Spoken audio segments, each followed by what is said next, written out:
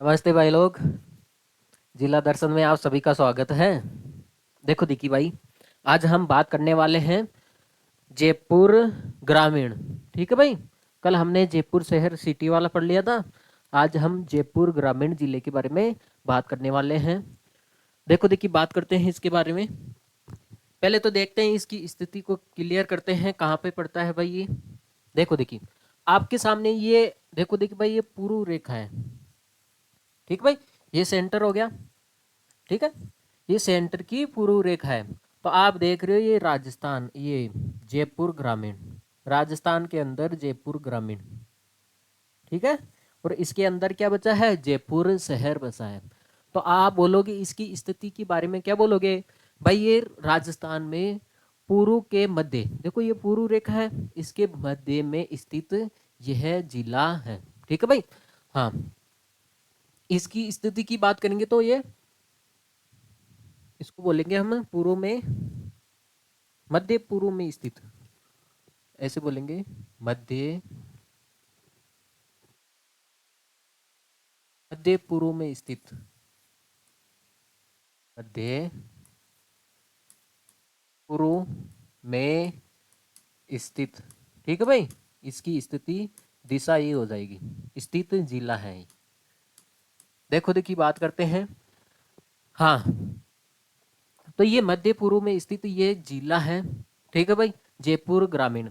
अब अगर बात करें तो ये किस संभाग के अंदर आता है, जाहिर सी बात है ये जयपुर ग्रामीण है, तो ये जयपुर संभाग के अंदर ही आएगा। भाई जाहिर सी बात है, कौन से संभाग के अंदर आएगा ये, जयपुर संभाग के अंदर ही आएगा। हाँ हाँ, तो ये संभाग की बात होगी। और देखो देखिए, देखो देखिए, हाँ अब देखो इसकी सीमा रेखा की बात करते हैं। ये किस किस जिले के साथ सीमा रेखा बनाता है। देखो देखिए, आप आपके सामने ये जो जयपुर ग्रामीण है भाई, जयपुर ग्रामीण है, ये रहा।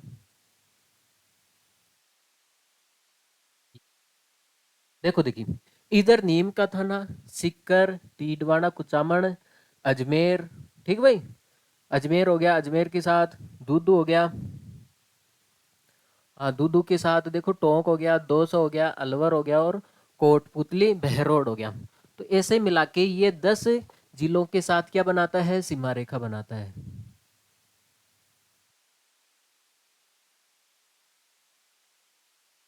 हाँ, और एक जयपुर हो गया अंदर।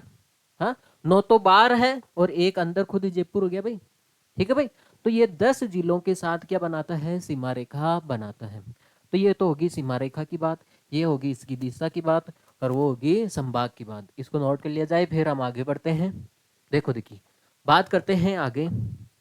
देखो देखिए, पता चला ना भाई, नीम का थाना, सिक्कर, डीडवाना, कुचामन, अजमेर के साथ भी सीमा रेखा बनाता है, दूदू के साथ भी बनाता है, टोंक, दौसा, अलवर, और कोटपुतली, बहरोड, और एक जयपुर। ठीक है भाई, ऐसे मिला के ये 10 के साथ सीमा रेखा बनाता है। अब देखो देखिए, बात करते हैं तहसीलों की। हाँ, एक सेकंड। हाँ भाई, देखो देखिए, बात करते हैं। तो इसमें 18 तहसीलें हैं। कितनी तहसीलें हैं इसमें, 18 तहसीलें हैं। 18 तहसीलों वाला ये क्या है, जिला है। 18 तहसीलें हैं, और उपखंड हो गए इसमें 13। 13 उपखंड है, 18 तहसीलें हैं, और 6 क्या है, विधानसभा सीटें हैं। आगे बात समझ में। हाँ, तो 6 विधानसभा सीटें हैं। तो ये 18 तहसीलें कौन सी हैं, तहसील जयपुर का नगर निगम है। जो जयपुर का नगर निगम है, जो हेरिटेज और ग्रेटर सिटीज है, हाँ ना, जो सिटीज के अंतर्गत आने वाला भाग को छोड़ के जो समस्त भाग है। आगे बात समझ में। हाँ, पहली तहसील होगी भाई, पहली तहसील होगी जयपुर का नगर निगम। आगे बात समझ में। हाँ, जिसमें कौन सा भाग नहीं है भाई, ये भाग है हेरिटेज और ग्रेटर के अंतर्गत आने वाला भाग, तो जयपुर के अंदर चला गया, शहर के अंदर। ठीक है भाई। हाँ, तो ये हो गया। हेरिटेज और ग्रेटर के अंतर्गत आने वाले भाग को छोड़कर जो समस्त भाग है, वो आपका सामने जयपुर ग्रामीण है। आगे बात समझ में। देखो देखिए, हाँ, ये इस उपखंड में, जयपुर उपखंड में रखा गया है। सांगानेर उपखंड में कौन सी तहसील लेकर रखा गया भाई? सांगानेर का नगर निगम। ठीक है, जो ग्रेटर के अंतर्गत आता है वो भाग नहीं, इसके अलावा जो भी भाग है वो सांगानेर के अंदर आ जाएगा। ठीक है भाई। आमेर, आमेर आपको पता है जयपुर के अंदर भी आता है, जयपुर ग्रामीण के अंदर भी आता है। सांगानेर जयपुर के अंदर भी आता है कुछ हिस्सा सांगानेर का, और कुछ हिस्सा जयपुर ग्रामीण के अंदर भी आता है। तो इसमें आमेर का नगर निगम, सारे नगर निगम इधर इधर आ जाएंगे, लेकिन हेरिटेज के अंतर्गत आने वाले भाग को छोड़ के आमेर का जितना भाग है वो किस में आएगा? जयपुर ग्रामीण में। ठीक है भाई।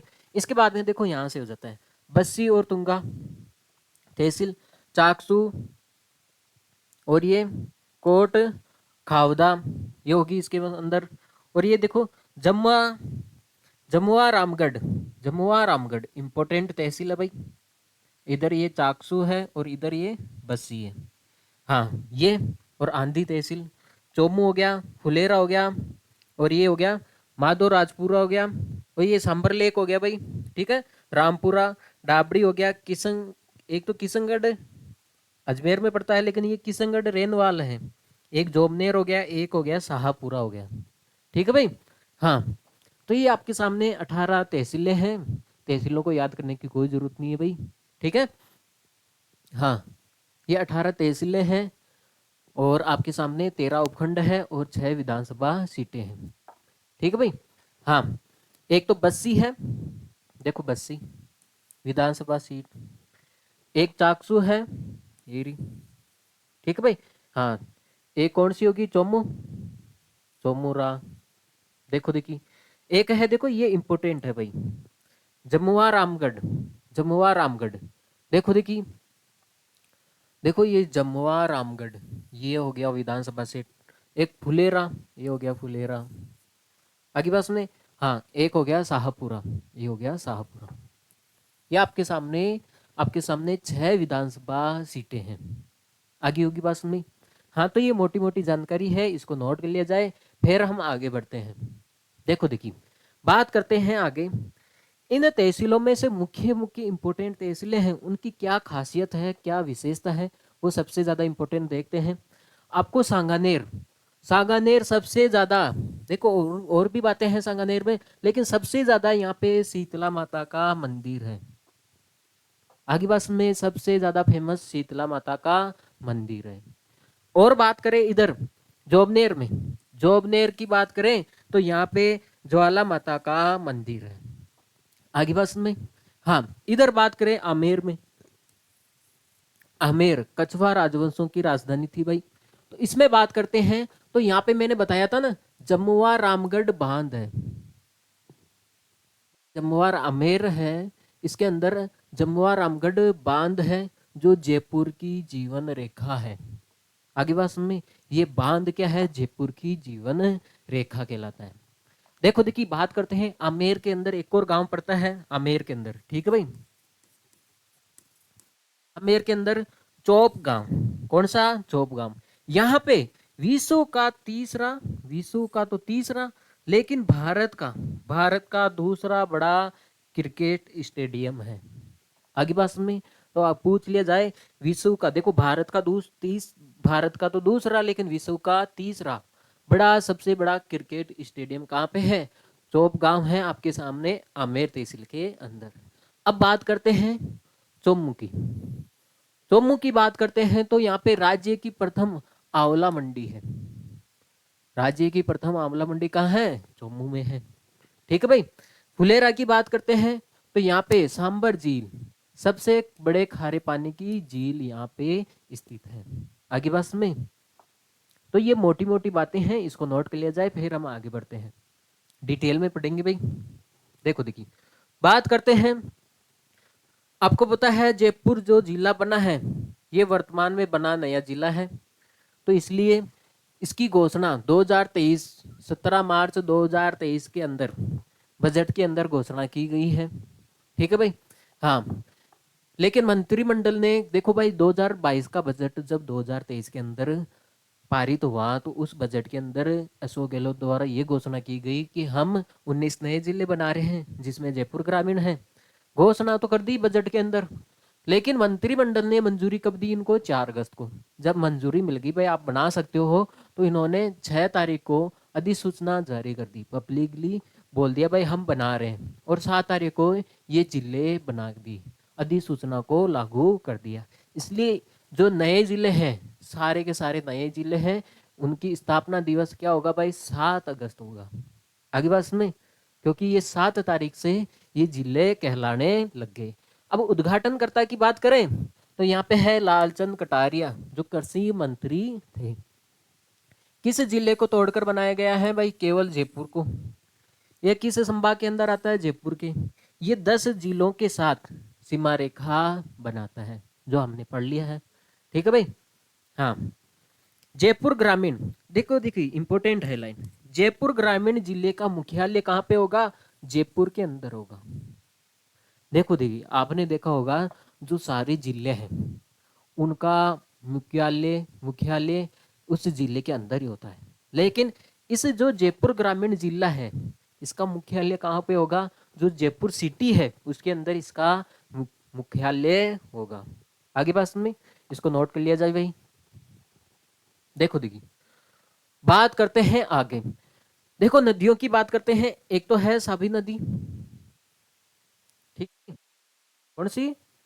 साबी नदी, साबी नदी या साहिबी नदी। देखो देखिए, इसकी बात करते हैं। हाँ, मुख्य 2-3 नदी हैं जो आपके सामने जो जयपुर ग्रामीण के अंदर बहती है, साबी नदी और साहिबी नदी। इसका उद्गम होता है भाई सेवर की पहाड़ियां, जो जयपुर के अंदर है, सेवर की पहाड़ियां हैं, वहां से इसका उद्गम होता है। परवा सेतर ये किधर किधर बहती है? ये जयपुर ग्रामीण में बहती है, कोटपुतली बहरोड में बहती है, और खेरतला तिजारा में बहती है। लेकिन इसका समापन कहाँ पे हो जाता है? पटौदी गांव, वह हरियाणा का पटौदी गांव है। ठीक है भाई। नजफगढ़ झील के अंदर इसका क्या हो जाता है भाई? समापन हो जाता है। देखो देखिए, पटौदी गांव है हरियाणा का। ठीक है भाई, एक झील है वहां की, नजफगढ़ झील है भाई, इसके अंदर इसका क्या हो जाता है? समापन हो जाता है भाई। नजफगढ़ झील है, देखो देखिए मैं आपको बताता हूँ नजफगढ़ झील। देखो देखिए, हाँ हमने बात की थी, देखो देखिए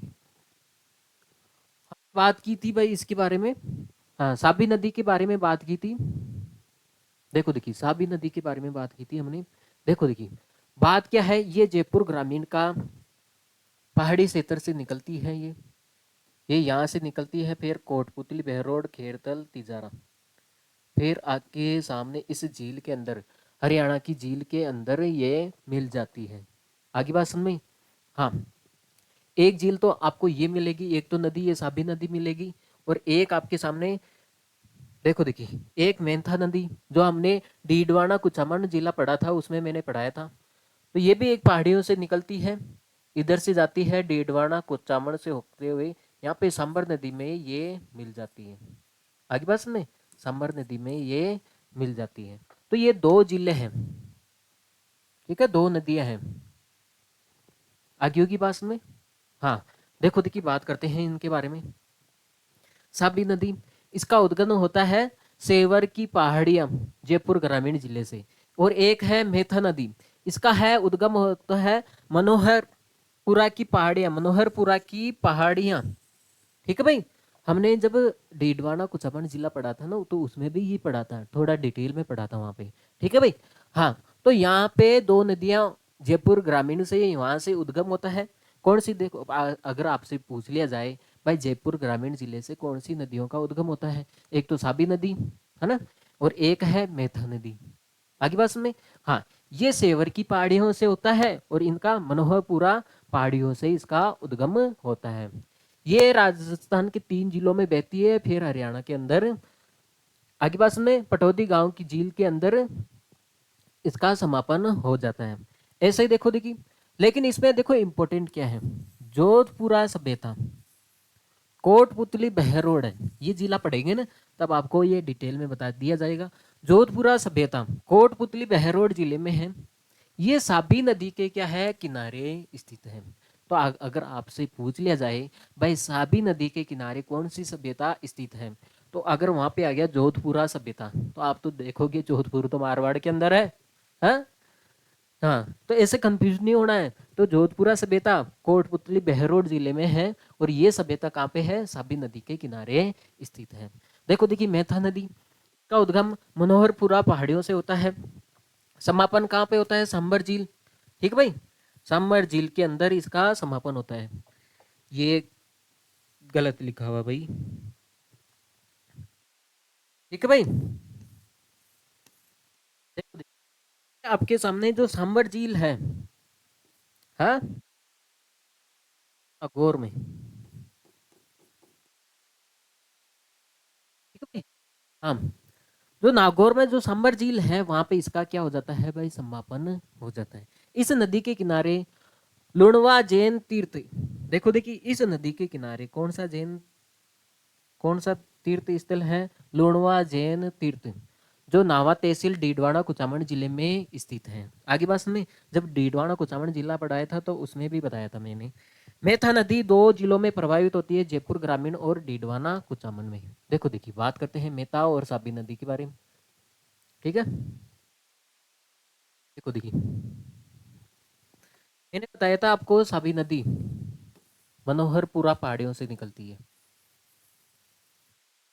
देखो देखिए, हाँ मेथा नदी, सॉरी, मेथा नदी, मेथा नदी की बात करें हम। हाँ, एक सेकंड, मेथा नदी ये जयपुर की मनोहरपुर पहाड़ियों से निकलती है भाई। हाँ, जयपुर की मनोहरपुर पहाड़ियों से निकलती है, और ये डीडवाना कुचामन से होते हुए ये यहाँ पे सांबर में, सांबर के अंदर, सांबर जो झील है वहाँ पे आके ये मिल जाती है। आगे पास में, और यहाँ पे ये नावा तहसील है, डीडवाना कुचामन की नावा तहसील है। आगे पास में, हाँ, तो ये तो होगी भाई आपके सामने कौन सी नदी होगी, मेथा नदी। आगे होगी बस में, ये, और यहाँ से शोभा नदी है। आगे बस में, हाँ, जो सेवर की पहाड़ियों से निकलती है, फिर कोटपुतली बहरोड खेरतल तिजारा, फिर ये हरियाणा में से जाके झील के अंदर क्या हो जाती है भाई, मिल जाती है। आगे होगी बस में, तो दो नदियों का उद्गम होता है यहाँ पे, आपको तो ये ध्यान रखना है, एक तो साबी नदी और एक मेथा नदी। ठीक है, हाँ, और जो डीडवाना कुचामन जिला है, मेथा नदी पर एक जैन लुणवा, ठीक भाई, लुणवा गांव का नाम है भाई, लुणवा जैन तीर्थ स्थल है, जो नावा तहसील के अंदर है। इसको नोट कर लिया जाए, फिर हम आगे बढ़ते हैं भाई। देखो देखिए, बात करते हैं आगे। अगर आगे बात करें बाण गंगा नदी, ठीक है, हाँ, इसका उद्गम तो देखो बेराट की पहाड़ियां हैं वहां से होता है। ठीक है भाई, जो कोटपुतली बहरोड है आपका सामने जो जिला है, वहाँ की जो बेराट की पहाड़ियां हैं वहाँ पे क्या होता है, इसका उद्गम होता है। देखो इसको डिटेल में कहाँ पे पढ़ेंगे, जब हम कोटपुतली बहरोड जिला पढ़ेंगे तो वहाँ पे हम बाण गंगा को डिटेल में पढ़ेंगे भाई। ठीक है, क्योंकि वहां से उद्गम होता है, ये किस किस एरिया में जाता है, कौन से जिले में जाती है ये नदी, उसके बारे में हम इस जिले में पढ़ेंगे। लेकिन हमें इस नदी को पढ़ने की जरूरत क्या है, क्योंकि यहाँ पे बाण गंगा नदी है, तो जाहिर सी बात है ये जयपुर ग्रामीण जिले के अंदर आती है। तो यहाँ पे जमुआ रामगढ़ बांध स्थित है, जिसको आप जयपुर की जीवन रेखा कहते हो। भाई जो बाण गंगा नदी के ऊपर कौन सा बांध स्थित है, जमुआ रामगढ़ बांध स्थित है, जो यह है जयपुर की क्या कहलाता है भाई, जीवन रेखा। ये जयपुर का जीवन रेखा कहलाता है। आगे बात में हम बात करते हैं इसके बारे में। तो ये जयपुर की जीवन रेखा कौन सा बांध कहलाता है, जमुआ रामगढ़ बांध, जो कौन सी नदी के किनारे, भाई इतना इंपॉर्टेंट है तो इसके बारे में, नदी के बारे में तो पूछ सकता है ना भाई, ये कौन सी नदी के किनारे स्थित है, तो ये बाण गंगा नदी के क्या है, किनारे स्थित है। देखो देखिए, देखो ये बांध आएगा आपके सामने, जमुआ रामगढ़ बांध, ये क्या है भाई, इसका निर्माण हुआ था आपके सामने, एक सेकंड, हाँ बात करते हैं भाई, इसके निर्माण के बारे में बात करते हैं। हाँ, इसका निर्माण 1897 से 1903 के मध्य हुआ था। और किसने करवाया था? महाराजा माधो सिंह द्वितीय ने इसका निर्माण करवाया था। ठीक है भाई, माधो सिंह द्वितीय। इस बांध को जयपुर की जीवन रेखा भी कहते हैं। और वर्ष 1982 में एशियन खेलों की नौकायन प्रतियोगिता का आयोजन इसी स्थान पर हुआ था। जो आपके सामने भाई ये जो तहसील है ना, देखो देखिए,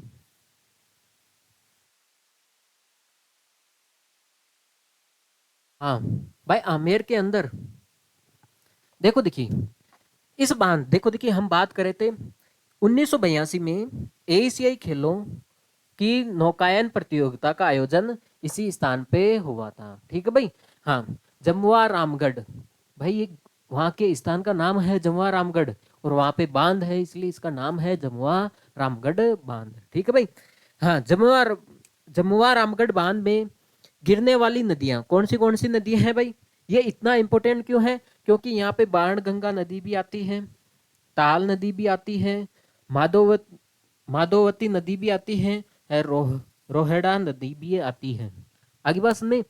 हाँ, तो आप पूछ सकते हो, आपसे पूछा जा सकता है भाई, जमुआ रामगढ़ बांध में गिरने वाली नदियां कौन सी हैं? एक तो बाण गंगा है, इंपॉर्टेंट। ठीक है भाई। एक ताल नदी है, एक है माधोवती नदी है, एक है रोहड़ा नदी है। आगे बस में इसको नोट कर लिया जाए। हाँ, तो आपको ये ध्यान रखना है, जमुआ रामगढ़ बांध जयपुर की जीवन रेखा है। देखो देखिए, सांबर झील आपको पता है? अब बात करते हैं सांबर झील, जयपुर की जो ग्रामीण की जो सांबर झील है उसके बारे में बात करते हैं हम। हाँ भाई, इसका निर्माण, इसका प्राचीन नाम क्या है? सपालदक्ष। पहले तो आपको ध्यान रखना है, सांबर झील का प्राचीन नाम क्या है भाई? सपालदक्ष।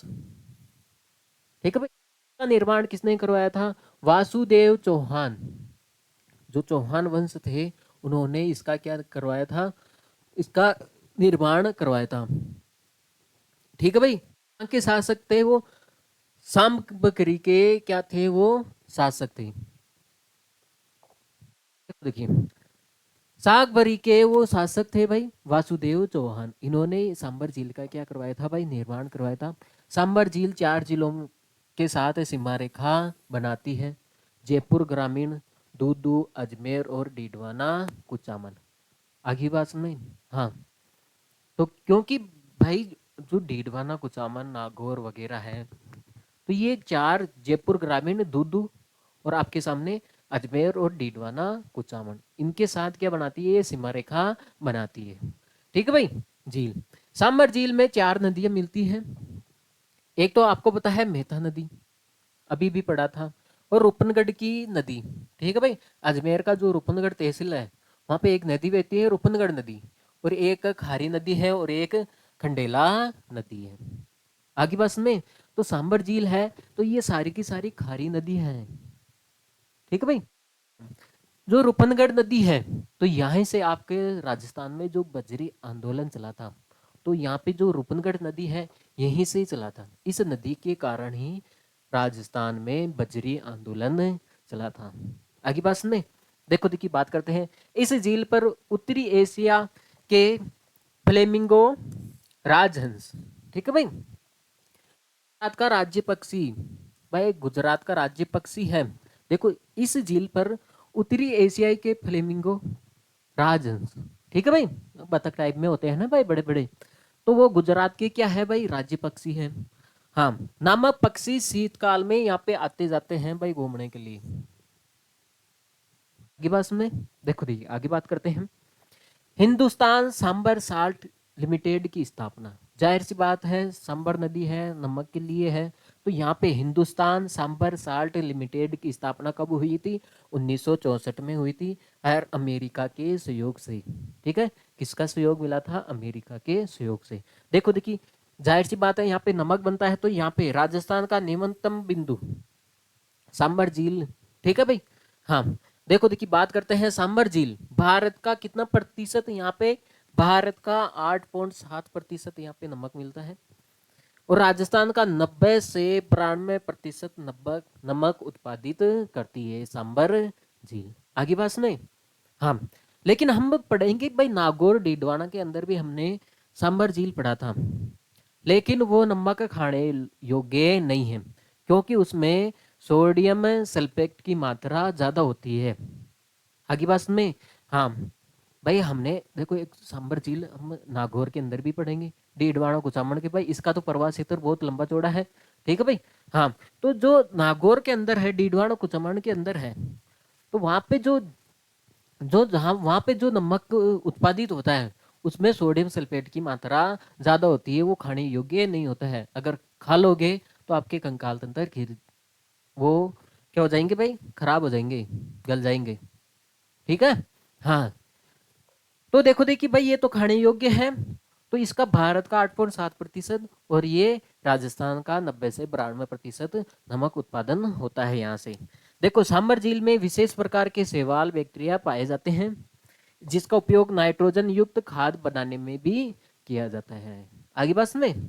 देखो देखिए, सांबर झील को रामसर का दर्जा कब मिला है? देखो देखिए, ये इंपॉर्टेंट है भाई। सांबर झील को रामसर का दर्जा कब मिला है?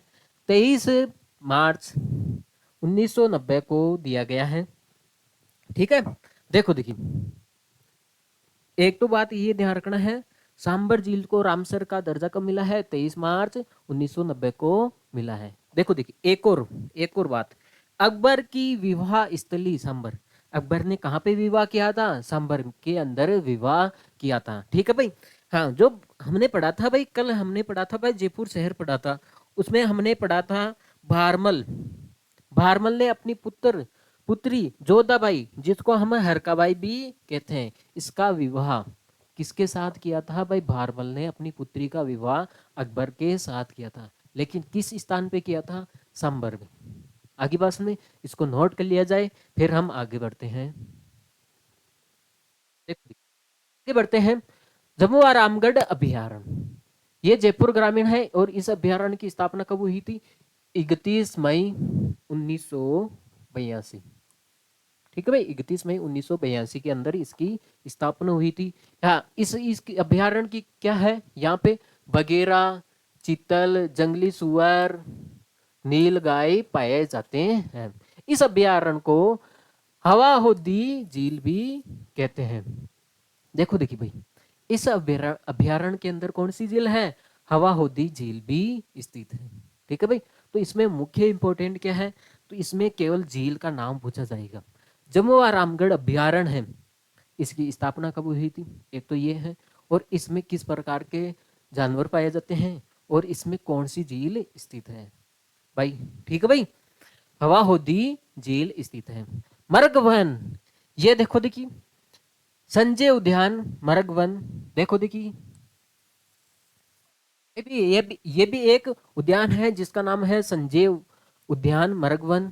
ठीक है, जिसकी स्थापना 1986 में हुई थी। शाहपुरा, शाहपुरा जयपुर के अंदर स्थित है। आगे बात सुने, ये तो कुछ ज्यादा खास नहीं है, ये सबसे ज्यादा खास है भाई, जमुआ रामगढ़। ठीक है भाई। देखो देखिए, जमुआ रामगढ़ जयपुर के कछुआ शासकों की प्राचीन राजधानी थी। आगे बात में, क्योंकि मैंने बताया था जो कछुआ राजवंश है, तो उनकी प्राचीन राजधानी कौन सी थी? पहली तो आपके सामने दौसा, दौसा के बड़गुजरों को उन्होंने हरा के वहां पे अपनी राजधानी स्थापित की। बाद में आमेर के मीणाओं को हरा के, ठीक है भाई, वहां पे आमेर के अंदर अपनी राजधानी स्थापित की। अब जमुआ रामगढ़ कहाँ पे पड़ता है? आमेर के अंदर ही तो पड़ता है भाई। हाँ, तो जमुआ रामगढ़ जयपुर के कछुआ, ठीक है भाई, जयपुर के कछुआ शासकों की ये प्राचीन राजधानी रहा। देखो देखिए, नागरिक प्रशिक्षण संस्थान, ये भी क्या है भाई? नागरिक प्रशिक्षण संस्थान, ये कहाँ स्थित है भाई? जमुआ रामगढ़ के अंदर स्थित है। अब बात करते हैं, जमुआ रामगढ़ में लगभग 750 वर्ष से अधिक पुरानी चांदी के 52 सिक्के मिले हैं। ठीक है भाई, ये तो कुछ ज्यादा खास नहीं है भाई। देखो देखिए, बात करते हैं श्री कर्ण नरेंद्र कृषि विद्यालय, ये भी कहाँ है? जो जोबनेर के अंदर स्थित है। कौन सा? श्री कर्ण नरेंद्र कृषि विद्यालय जोबनेर के अंदर स्थित है। देखो देखिए, गधों का मेला, देखो देखिए भाई, गधों का मेला, ये देखो, लुणियावास, लुणियावास, देखो देखिए, भानगढ़, जयपुर ग्रामीण के भानगढ़ के अंदर कौन सा स्थान है? लुणियावास। आगे बात में, यहाँ पे गधों का मेला बढ़ता है। उत्तर भारत का सबसे बड़ा गधों का मेला कहाँ बढ़ता है? ठीक है भाई, लुणियावास, भानगढ़। आगे बस में देखो, देखिए आगे बात करते हैं। अब इसको नोट कर लिया जाए, फिर हम आगे बढ़ते हैं। हाँ,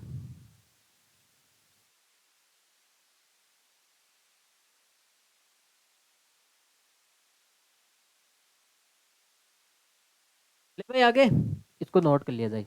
तो आपको ये ध्यान रखना है, उत्तर भारत का सबसे बड़ा गधों का मेला कहाँ बढ़ता है? लुणियावास, भानगढ़ के अंदर बढ़ता है। ठीक है भाई, आगे बढ़े। देखो देखिए, बात करते हैं फुलेरा के बारे में। पहले तो बात है यहाँ पे एशिया का सबसे बड़ा मीटर गेज रेलवे यार्ड स्थित है। एशिया का सबसे बड़ा मीटर गेज रेलवे यार्ड स्थित है। आगे बात में, क्योंकि जो अजमेर का जो किशनगढ़ क्षेत्र है भाई, अजमेर का जो किशनगढ़ क्षेत्र है और वहाँ की जो मार्बल मंडी है, उसका सारा का सारा माल कहाँ लोड होता है? वहाँ से कहाँ जाता है भाई? यहाँ पे फुलेरा। तो यहाँ पे बहुत बड़ा रेलवे स्टेशन है। और कहाँ का है? यहाँ पे यात्रियों का नहीं है, सामान ढोलने का। ठीक है, मालगाड़ियों का। यात्री भी रुकते हैं, ये बड़ी बात नहीं है भाई। एशिया का सबसे बड़ा मीटर गेज रेलवे यार्ड यहाँ पे स्थित है। यहाँ की रामलीला भी क्या है भाई? प्रसिद्ध है। देखो देखिए, खनिज कौन से पाए जाते हैं जयपुर ग्रामीण के अंदर बात करें तो वहाँ पे लोहा अयस्क पाया जाता है। और एक कौन सा पाया जाता है? डोलामाइट खनिज पाया जाता है। ये कहाँ कहाँ पाया जाता है? चोमू, मोरिजा, बानोला, यहाँ पे पाया जाता है। और ये डोलोमाइट कहाँ पाया जाता है? जयपुर ग्रामीण जिले के अंदर की बात। ठीक है, देखो देखिए। हाँ, राज्य का प्रथम सीमन बैंक कहाँ है? बस्सी के अंदर स्थित है। राज्य का प्रथम, राजस्थान का प्रथम सीमन बैंक कहाँ स्थित है भाई? बस्सी में। ठीक है, राजस्थान कोऑपरेटिव डेयरी फेडरेशन द्वारा सीमन बैंक स्थापित किया गया है। देखो देखिए, पहले तो पूछा जा सकता है सीमन बैंक कहाँ स्थित है? बस्सी के अंदर स्थित है। और ये किसके सहयोग से स्थापित किया गया है? ये राजस्थान कोऑपरेटिव डेयरी फेडरेशन द्वारा ये स्थापित किया गया है। बात करते हैं इसका उद्देश्य क्या था, क्यों स्थापित किया गया था ये सीमन बैंक?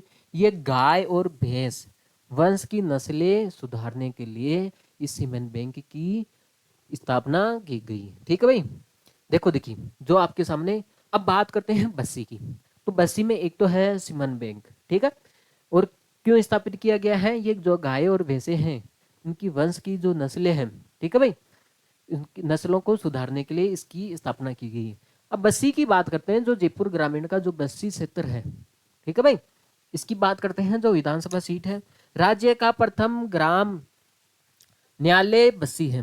राज्य का प्रथम ग्राम न्यायालय की बात करें, ग्राम न्यायालय, ठीक है भाई, राज्य का प्रथम ग्राम न्यायालय कहाँ स्थित है भाई? बस्सी के अंदर स्थित है। गोवंश संवर्धन फार्म, ये भी कहाँ पे स्थित है भाई? बस्सी के अंदर स्थित है। क्योंकि बस्सी के अंदर सीमन बैंक स्थित है, जाहिर सी बात है, गायों और भैंसों के लिए, ठीक है भाई, नस्लों को सुधारने के लिए। तो वहां पे गोवंश संवर्धन फार्म भी क्या है? बस्सी के अंदर स्थित है। अनार सेंटर ऑफ एक्सीलेंस, ठीक है, ये कहाँ पे स्थित है भाई? बस्सी के अंदर स्थित है। राज्य की सबसे बड़ी मेट्रो डेयरी, ठीक है भाई, राज्य की सबसे बड़ी मेट्रो डेयरी पूछी जाए तो वो भी बस्सी के अंदर स्थित है। सब ये इस सीमन बैंक की करामात है भाई। ठीक है भाई। हाँ, कानोता बांध, कानोता बांध ये भी बस्सी के अंदर स्थित है। और ये राज्य का मछली उत्पादन का सबसे बड़ा बांध है। देखो देखिए, मछली उत्पादन का सबसे बड़ा बांध कहाँ पे स्थित है भाई? कानोता बांध है, जो बस्सी के अंदर स्थित है। जैतून पार्क, ये भी भाई बस्सी के अंदर स्थित है। ओलिव टी, जैतून चाय का उत्पादन, ठीक है भाई। जैतून पार्क भी कहाँ पे स्थित है? बस्सी के अंदर है। और यहाँ पे ओलिन टी मतलब जैतून चाय का उत्पादन भी यहाँ पे होता है। ठीक है भाई, तो ये बस्सी की मुख्य खासियत विशेषता थी।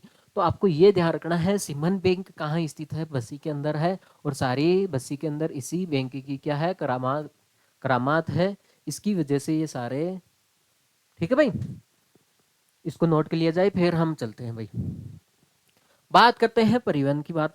भाई जाहिर सी बात है, जयपुर है तो इसमें कौन से मेगा हाईवे गुजरते हैं। जयपुर ग्रामीण जिले से राष्ट्रीय राजमार्ग NH 21 गुजरता है, 48 गुजरता है, 52 गुजरता है, और 148 यहाँ से गुजरते हैं। ठीक है भाई, राष्ट्रीय राजमार्ग की बातें होगी।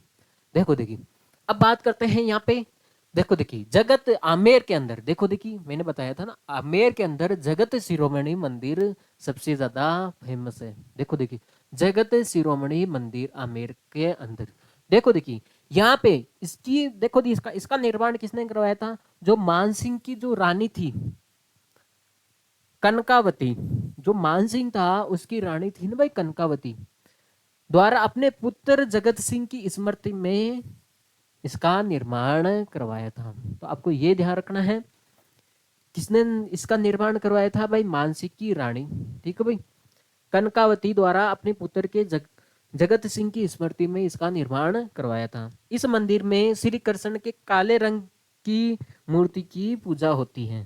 ठीक है भाई, इस मंदिर में श्री कृष्ण के काले रंग की, ठीक है भाई, मूर्ति की क्या होती है, यहाँ पे पूजा होती है।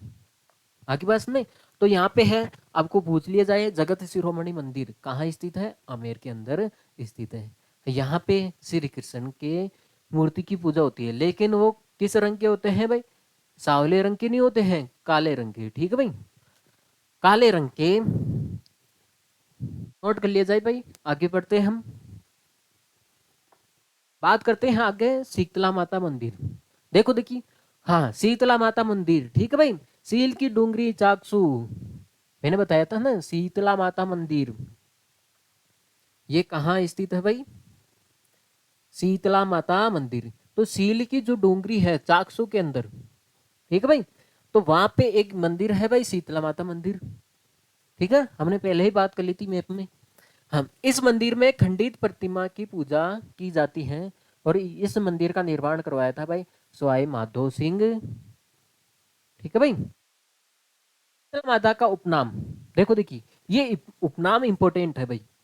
देखो देखिए, पहले तो आपको ये ध्यान रखना है शीतला माता का मंदिर कहाँ पे स्थित है, जो सील की डोंगरी है चाकसू है। ठीक भाई, चाकसू के अंदर सील की डोंगरी पे स्थित शीतला माता का मंदिर है। देखो देखिए, इसका निर्माण सवाई माधो सिंह ने करवाया था। देखो देखिए, अब अगर उपनाम की बात करें, देखो शीतला माता का मंदिर क्यों फेमस है, चेचक रोग निवारक, देखो देखिए, इसको देखो उपनाम क्या क्या दे रखे भाई, चेचक रोग निवारक देवी, ठीक है भाई, हाँ, बच्चों की संरक्षिका, माँ माता, अन्नामा बाई माई, ठीक है भाई, ये दक्षिणी पश्चिमी भारत में है। ठीक है, सेडल माता और बोधरी माता, बोधरी आ जाती है ना बेस, सुहाग की देवी, और बांझ को पुत्र प्राप्त की माता। तो ये सारे उपनाम किसके हैं भाई, शीतला माता के नाम है ये सारे के सारे। ठीक है, और ये शीतला माता कहाँ स्थित है, आपके सामने चाकसू के अंदर, ठीक है भाई, सील की डूंगरी में स्थित है। बात करें इनके वाहन की बात करें, तो शीतला माता का वाहन क्या है, गधा। आगे बस में, देखो देखिए, पुजारी है जो कुम्हार जाति के है वो यहाँ के पुजारी होते हैं, प्रतीक चिन्ह क्या है, दीपक। ठीक है भाई, हाँ, बात करते हैं मेला कब बढ़ता है यहाँ पे, चैत्र कृष्ण ना सप्तमी के और अष्टमी के अंदर बढ़ता है। शीतला माता के मेले को बैलगाड़ी का मेला भी कहते हैं। बैलगाड़ी का मेला क्यों कहते हैं, क्योंकि इनका वाहन क्या है भाई, गधा है। बैलगाड़ी का मेला भी कहते हैं। तो आपको ये ध्यान रखना है, एक तो आपको शीतला माता का स्थान ध्यान रखना है, और इनके उपनाम ध्यान रखने हैं, और इसके मेले को क्या कहते हैं भाई, शीतला माता के मेले को क्या बोलते हैं हम, बैलगाड़ी का मेला भी कहते हैं। आगे बस में देखो देखिए, बात करते हैं आगे ज्वाला माता, जो जोबनेर के अंदर है। ठीक है भाई, ज्वाला माता हमने पढ़ा था पहले, ये जोबनेर के अंदर स्थित है। खंगारोत राजपूतों की ये कुल देवी है जोबनेर माता। भाई इसको जोबनेर माता भी कहते हैं और ज्वाला माता भी कहते हैं। ठीक है भाई। हम खंगारोत राजपूतों की कुल देवी कौन सी है भाई? ज्वाला माता। बाल बेगम द्वारा आक्रमण किया गया तो मधुमक्खियां प्रकट हो गई और भागती हुई सेना का नौबत यहीं पर रह गया। आगे बस में। हाँ भाई मधुमक्खियों के लिए कौन सी माता जानी जाती है भाई? ज्वाला माता। देखो देखी बात करते हैं 16वें पशु विज्ञान केंद्र। और देखो यहाँ पे बात कर लेते हैं जोबनेर की बात आई तो वहां पे भी बात कर लेते हैं। जोबनेर के अंदर कौन क्या स्थित है?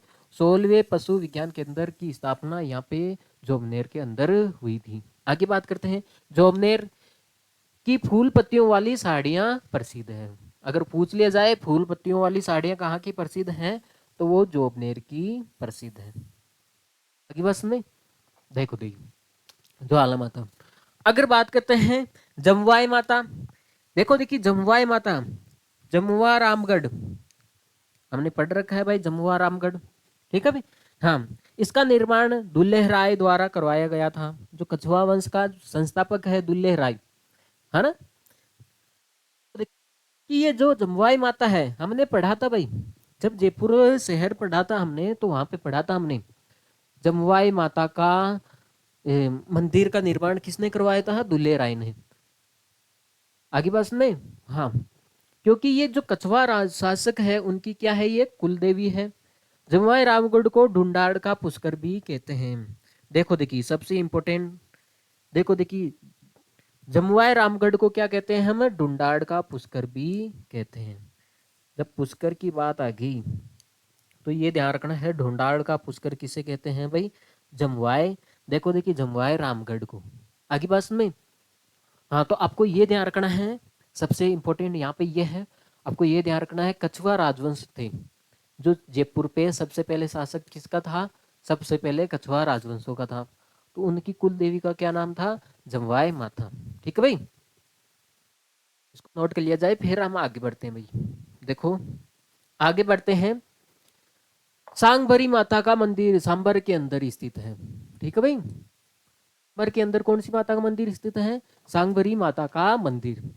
देखो बात करते हैं उपनाम क्या है? साग माता है कंदमूल। ठीक है भाई उपनाम की बात करें सांगभरी माता का उपनाम की बात करें तो साग माता है। हाँ कंदमूल की देवी का मंदिर यहाँ पे है। निर्माण इसका निर्माण किया था वासुदेव चौहान और अजमेर के चौहान वंश की क्या है? ये कुल देवी। अजमेर के चौहान वंश की क्या है? ये कुल देवी कौन सी है? सांगभरी माता। आगे बस में वीर हनुमान जी मंदिर। वीर हनुमान जी मंदिर बूढ़े बालाजी का मंदिर। बूढ़े बालाजी का मंदिर ये कहाँ पे स्थित है? सामोद के अंदर। जयपुर के जो सामोद क्षेत्र है वहां पे क्या है? बूढ़े बालाजी का मंदिर। सबसे ज्यादा तो ऐसे जाना जाता है बूढ़े बालाजी का मंदिर कहाँ स्थित है? सामोद के अंदर स्थित है। इस मंदिर के पास लेकिन ये मंदिर क्यों ज्यादा फेमस है? क्योंकि यहाँ पे मंदिर के पास राजस्थान का चौथा रोपवे स्थित है। ठीक है राजस्थान का चौथा रोपवे कहाँ पे स्थित है भाई? हाँ इस बूढ़े बूढ़े बालाजी के मंदिर के पास स्थित है। आगे बात में देखिए हाँ बात करेंगे राजस्थान का चौथा रोपवे कहाँ स्थित है? इस मंदिर के पास है जिसकी स्थापना आपके सामने 25 मई 2019 को हुई थी। राजस्थान का चौथा रोपवे। आगे बात करेंगे भाई देखिए एक सेकंड राजस्थान के प्रमुख रोपवे की बात करें।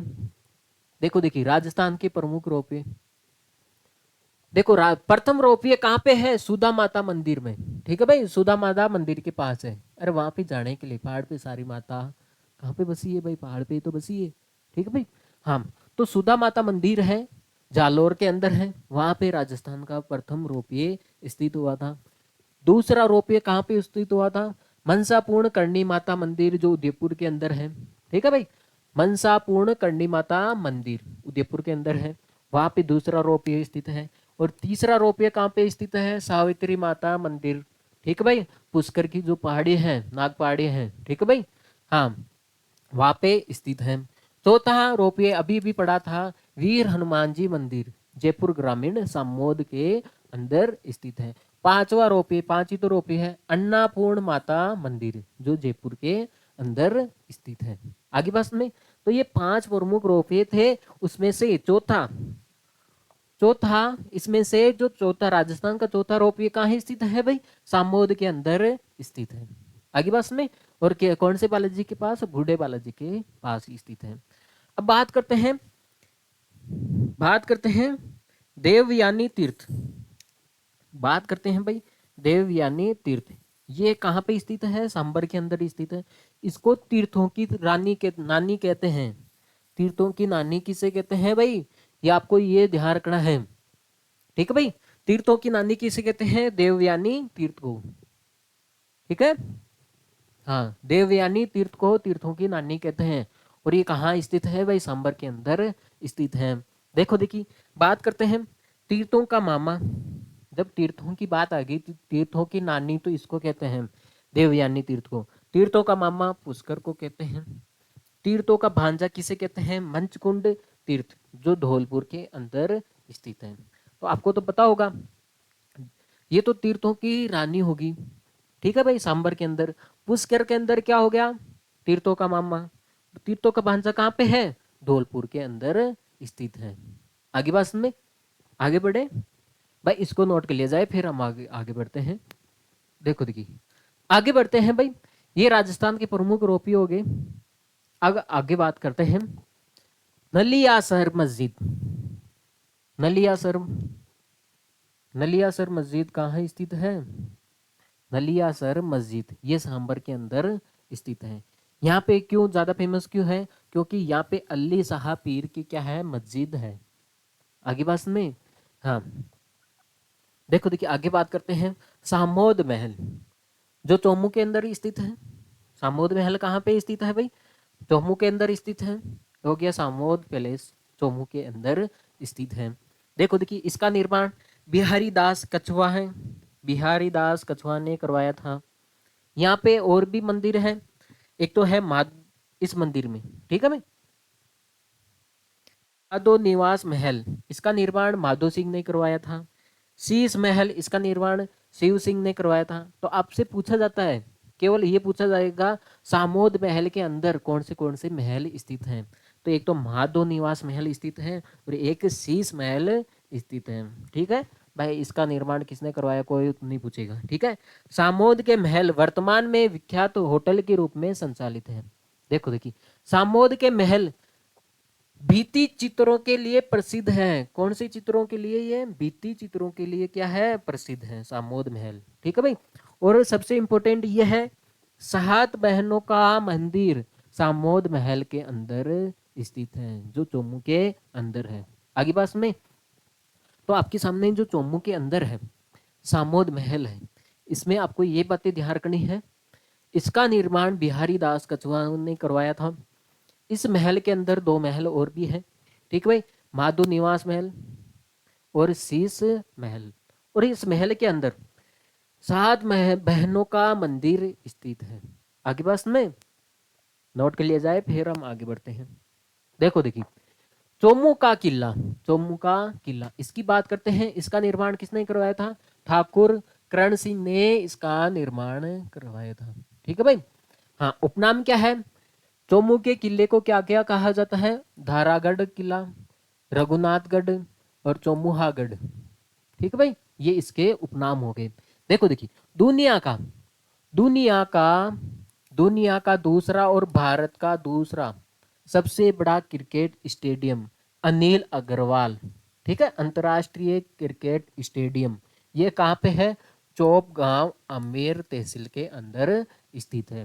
तो मैंने बताया था आपको, आमेर जो तहसील है वहां पे एक चौप गांव है, वहां पे विश्व का, देखो देखिए, दुनिया का मतलब विश्व का तो तीसरा लेकिन भारत का दूसरा सबसे बड़ा क्रिकेट स्टेडियम कौन सा है? हाँ, चौप गांव है, उसका नाम क्या है? अनिल अग्रवाल अंतर्राष्ट्रीय स्टेडियम, ठीक है भाई। हाँ, आगे बात करते हैं। देखो देखिए, किले की बात आ गई तो और किले देख लो। करण, देखो ज्यादा इंपॉर्टेंट नहीं है लेकिन फिर भी जानकारी के लिए आप याद रख लो, जो इंपॉर्टेंट है मैंने बता दिया। करणसर किला ये सांबर में स्थित है। नायला दुर्ग ये भी जमुआ रामगढ़ में स्थित है। बोराज दुर्ग ये भी जयपुर ग्रामीण के अंदर स्थित है। जोबनेर दुर्ग जोबनेर के अंदर, जाहिर सी बात है ना। साहिवागढ़ दुर्ग ये कहाँ पे, जयपुर ग्रामीण में। मोरीजा दुर्ग, और कौन सा है, माधो राजपुरा। देखो देखिए, माधो राजपुरा दुर्ग जयपुर ग्रामीण का, ठीक है भाई, जयपुर ग्रामीण जिले के अंदर है। इसका निर्माण माधो सिंह ने करवाया था, माधो सिंह प्रथम ने करवाया था। देखो देखिए, तुंगा युद्ध में विजय होने के उपलक्ष्य में इसका निर्माण करवाया था। पूछा है केवल यहाँ पे सवाल एक ही बनता है, माधोराजपुर दुर्ग का निर्माण तो माधो सिंह ने प्रथम ने करवाया था, लेकिन किस उपलक्ष्य में करवाया था। जो तुंगा का युद्ध हुआ था, तुंगा युद्ध में विजय के उपलक्ष्य में माधोराजपुरा दुर्ग का क्या करवाया था भाई, निर्माण करवाया था। ठीक है भाई। हाँ, देखो देखिए, बात करते हैं हीरालाल शास्त्री। बात करते हैं भाई हीरालाल शास्त्री, जो आपको पता है राजस्थान के प्रथम मुख्यमंत्री रहे। ठीक है भाई। हाँ, देखो देखिए, क्यों बात कर रहे हैं, क्योंकि इनका जन्म स्थान कहाँ पे है भाई, जोबनेर के अंदर। भाई जाहिर सी बात है, जोबनेर को पढ़ रहे हैं तो यहाँ पे आपको ये ध्यान देना है, राजस्थान का जो प्रथम मुख्यमंत्री है, तो इनका जन्म स्थान कहाँ है भाई, जोबनेर के अंदर स्थित है। इनकी पुस्तक की बात करें तो ये प्रत्यक्ष जीवन शास्त्र, नाम क्या है, प्रत्यक्ष जीवन शास्त्र। इनके गीत की बात कर रहे हैं तो प्रलय प्रतीक्षा नमो नमः है। आगे बात सुने। हाँ, प्रलय प्रतीक्षा नमो नमः है इनका गीत है। देखो, 30 मार्च 1949 को व्रत राजस्थान के मुख्यमंत्री बने।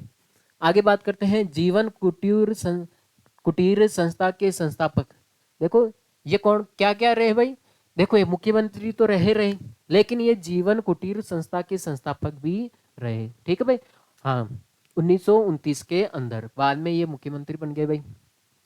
देखो देखिए, सबसे इंपॉर्टेंट ये है संभागीय व्यवस्था की शुरुआत, आपको पता है। हाँ भाई, 1949 के बाद में संभाग, ठीक है भाई, 7 संभाग बने थे ना। हाँ, तो संभागीय व्यवस्था की शुरुआत किसने की थी, संभागीय व्यवस्था की शुरुआत किन्होंने की थी, 1949 में हीरालाल शास्त्री ने की थी, ये ध्यान रखना है। आगे बात में देखो देखिए, बात करते हैं बगरू का युद्ध। ये पहले भी पढ़ चुके हैं, कल भी पढ़ा था भाई हमने, जब जयपुर शहर पढ़ रहे थे तब। हाँ, 2 भाई थे, एक तो माधो सिंह और एक सवाई ईश्वर सिंह। जब सवाई ईश्वर सिंह राजा बन जाता है, तो ये छोटा भाई है इसका माधो सिंह, तो ये युद्ध करता है। एक युद्ध तो वो करता है जिसको हम क्या बोलते हैं, बताओ, राजमहल का युद्ध। आगे बस में वो 47 के अंदर होता है, 1747 के अंदर होता है। लेकिन उसमें क्या है कि सवाई ईश्वर सिंह तो जीत जाता है, माधो सिंह हार जाता है, छोटका भाई। लेकिन दूसरा युद्ध करता है वो बगरू के अंदर करता है। ठीक है भाई, 20 अगस्त 1748 में, इसमें माधो सिंह क्या हो जाता है भाई, जीत जाता है। लेकिन ये भाई क्या राजा नहीं बन पाता, लेकिन वो राव होलकर है, उसकी सहायता से ही राजा बन जाता है। ठीक है भाई, तो हमने डिटेल में पढ़ा था बकरू का युद्ध। ठीक है भाई। हाँ, देखो देखिए, ये 20 अगस्त 1748 में माधो सिंह और सवाई ईश्वर सिंह के बीच में हुआ था, जिसमें माधो सिंह क्या रहा, विजय रहा। ठीक है भाई। देखो, माधो सिंह और ईश्वरी सिंह के दोनों भाई है, ये बड़ा भाई है और ये छोटा भाई है। तो ये राजगद्दी को लेकर युद्ध किया था। पहला युद्ध तो किया था इन्हें राजमहल का युद्ध। कौन सा, राजमहल का युद्ध, जो ये 1700 आपके सामने 47 के अंदर किया था। लेकिन इसमें तो छोटा भाई है माधो सिंह, ये हार जाता है, लेकिन दूसरा युद्ध करता है जिसमें ये जीत जाता है। तो दूसरा युद्ध कौन सा है भाई, बगरू का युद्ध। आगे बात में चल रहे भाई, देखो वॉच की वजह से। हाँ, देखो देखिए भाई, बात करते हैं आगे, सांबर की संधि। देखो, इंपोर्टेंट है सांबर की संधि। ठीक है, सांबर की संधि। देखो देखिए, देखो किनके किनके बीच में हुई, ये ध्यान रखना है बेस, और कुछ नहीं ध्यान रखना है। पाटन जो नीम का थाना है, ठीक है, पाटन और नीम का थाना, मेड़ता का युद्ध। नागौर की नागौर की पराजय के बाद देखो देखिए युद्ध किन के बीच में हुआ था? पाटन, नीम का थाना, ठीक है, और मेड़ता का युद्ध हुआ था, ठीक है, मेड़ता के बीच में युद्ध हुआ था जिसमें इनकी पराजय हो गई थी। लेकिन बाद में प्रताप सिंह द्वारा 60 लाख रुपए राशि वह अजमेर का परगना मराठों को वापस लौटाना पड़ा। देखो देखिए ये सांबर की संधि है। देखो देखिए सांबर की संधि क्या हो रहा भाई, एक सेकंड रुकोगे?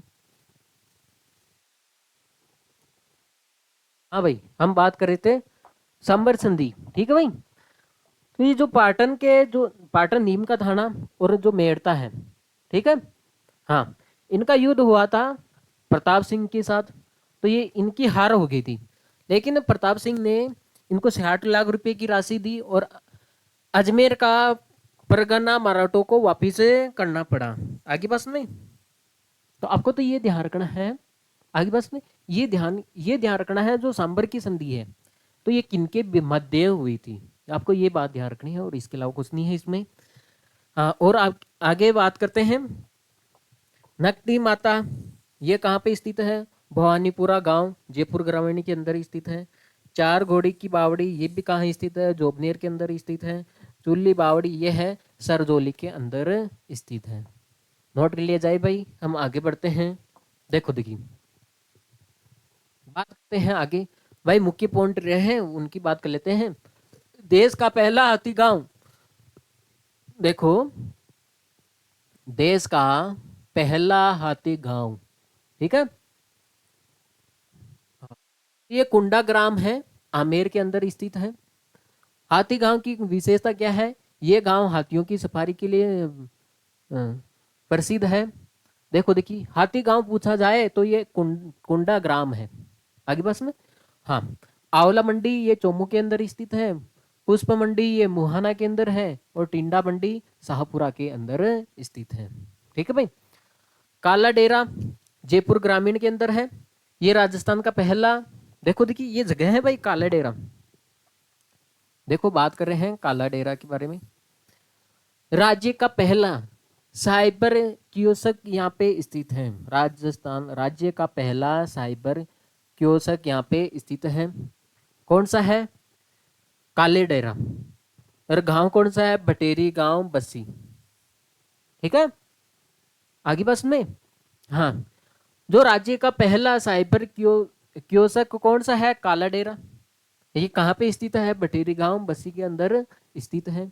देखो देखिए पूर्व प्रधानमंत्री मनमोहन सिंह द्वारा आदर्श ग्राम योजना में इसका इसका चयनित किया गया। आदर्श ग्राम योजना में इस गांव का भटेरी जो गांव है इसका चयन किया गया पूर्व प्रधानमंत्री मनमोहन सिंह द्वारा, ठीक है भाई। आदर्श ग्राम योजना में इसका क्या किया गया है भाई? चयनित किया गया है भटेरी गांव को, क्योंकि यहाँ पे देखो राज्य का पहला साइबर कियोस्क है जिसका नाम क्या है? काला डेरा। देखो देखिए बात करते हैं ताला उद्योग कर्णसर के अंदर है स्थित है ना, ताला उद्योग। बात करते हैं राजस्थान का प्रथम ओडीएफ प्लस गांव, ठीक है भाई। क्या हो रहा है भाई, आवाज आ रही है ना? एक सेकंड, एक मिनट रुकोगे भाई। हाँ, बात कर रहे थे हम यहाँ पे राजस्थान का प्रथम, ठीक है भाई, ओडीएफ, ठीक है। हाँ, डेपिकेशन फ्री प्लस ये गांव है, ये प्लस गांव है, जाहोता गांव है, मतलब शौच मुक्त, खुले में शौच पे यहाँ पे पाबंदी है। अगर खुले में शौच चले गए नहीं तो इस गांव में तो पिछवाड़े पे डंडे पड़ सकते हैं। आगे बात में तो राजस्थान का प्रथम ओडीएफ प्लस गांव कौन सा है? जाहोत, ठीक है भाई, जाहोता गांव है जो जयपुर ग्रामीण के अंदर है। ये हेरिटेज विलेज है, ठीक है, हेरिटेज सिटी के अंदर विलेज है, ठीक है भाई। हाँ, देखो देखिए राष्ट्रीय स्तर पर हेल्दी विलेज कहाँ पे है? जवानपुरा ग्राम पंचायत, ठीक है।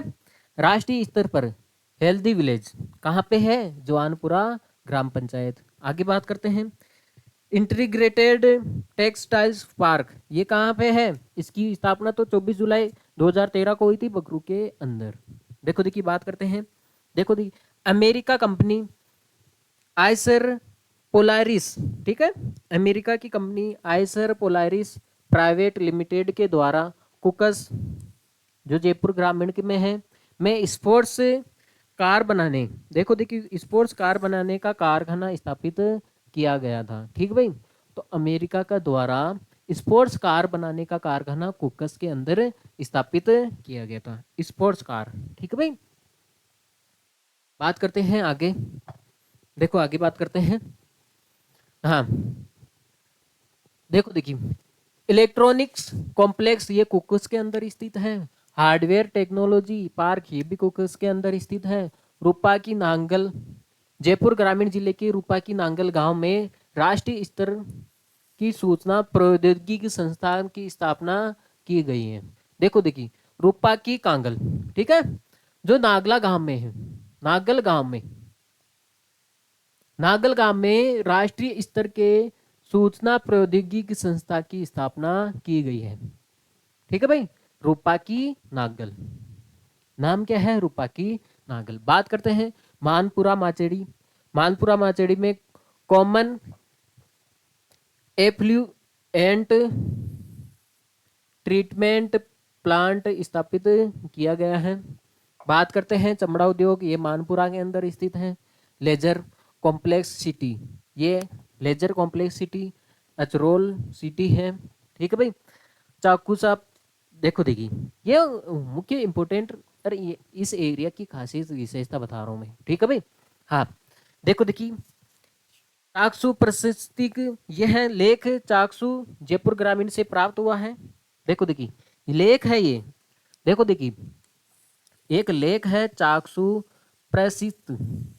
देखो देखिए इस लेख के द्वारा हमें गोहिल वंशीय शासकों की वंशावली के बारे में और उनकी विजय विजय की गताहों के बारे में हमें पता चलता है। कौन से शासकों की? गोहिल वंशीय जो शासक है उनकी जो वंश है उनके बारे में, उनकी विजय के बारे में किस से किस, हाँ किस लेख के द्वारा? चाकसू लेख के द्वारा हमें पता चलता है। देखो देखिए इसके लेखक कौन है? चाकसू लेख के लेखक कौन है? कर्णिक भानु। हाँ, उत्तीर्णकर्ता किसने इसको उत्तीर्ण किया था? भाईल ने। देखो देखिए इसको नोट कर लिया जाए, फिर हम आगे बढ़ते हैं। तो इस पेपर में आपके जो सामने दिख रहा है, तो इसमें केवल आपके सामने दो ही इंपॉर्टेंट है, एक तो ये और एक आपके सामने ये। जो चाकसू लेख है उसे हमें गोहिल वंशीय शासकों की वंशावली के बारे में पता चलता है। ठीक है भाई, हाँ आगे बात करते हैं हम। हाँ, देखो देखिए आखिरी बात करते हैं आग से पेंटिंग, इंपॉर्टेंट है भाई। आग से भला कौन पेंटिंग बनाता है भाई? आग से पेंटिंग। देखो देखिए आग से पेंटिंग बनाने वाला राज्य में एकमात्र कलाकार है, ठीक है भाई, अजीत कुमार। ये आग से पेंटिंग बनाता है। इन्होंने 30 से अधिक व्यक्तियों की आग से पेंटिंग बनाई। ठीक है, देखो देखिए हाँ 2007 और 8 में नाम ध्यान रखना है, आग से पेंटिंग बनाने वाला कौन है आपके सामने? अजीत कुमार। देखो देखिए बात करते हैं हाँ Limca Limca book of world record में इन्होंने अपना नाम दर्ज कर लिया है। 2007 और 8 में Limca book of world record में इसने अपना नाम दर्ज कर लिया है। ठीक है भाई, राज्य का इंटरनेट से जुड़ने वाली प्रथम ग्राम, देखो राज्य का प्रथम इंटरनेट से जुड़ने वाला प्रथम ग्राम कौन सा है? नायला। ठीक है, हाँ राजस्थान राज्य का प्रथम ऐसा गांव जो सर्वप्रथम इंटरनेट से जुड़ा था वो कौन सा है भाई? नायला गांव। ठीक है भाई, हाँ अमेरिका के पूर्व राष्ट्रपति बिल क्लिंटन ने नायला गांव का दौरा किया था। आगे बात में देखो देखिए बात करते हैं बगरू के बारे में। यहाँ पे देखो ये स्थान परंपरागत शैली के वस्त्रों के लिए प्रसिद्ध है। ठीक है, यहाँ वस्त्रों के लिए रंगाई छपाई का कार्य होता है। ठीक है, बगरू प्रिंट के नाम से। हाँ देखो देखिए इंटीग्रेटेड टेक्सटाइल्स पार्क ये भी बगरू के अंदर स्थित है भाई। हाँ देखो देखिए मुन्ना मास्टर भाई, मुन्ना, हाँ मिर्जापुर याद आ रही है भाई। देखो देखिए मुन्ना भाई, ठीक है भाई, मुन्ना मास्टर है। 2020 में पद्म श्री पुरस्कार से ये सम्मानित है, क्योंकि ये कौन से हैं, भजन गायक है। ठीक है भाई, इनका जन्म कहाँ हुआ था, बगरू के अंदर हुआ था। इनका मूल नाम क्या है, रमजान खान। क्या है भाई, रमजान खान। ठीक है। अब देखो देखिए बात करते हैं, त्रिवेणी धाम मेला ये शाहपुरा के अंदर भरता है। आगे बात में, तो हमने हमने आज जयपुर ग्रामीण जिले के बारे में हमने आज मुख्य इम्पोर्टेंट बातें की हैं। ठीक है भाई। हाँ, तो नोट कर लिया जाए, फिर हम आगे बढ़ते हैं भाई।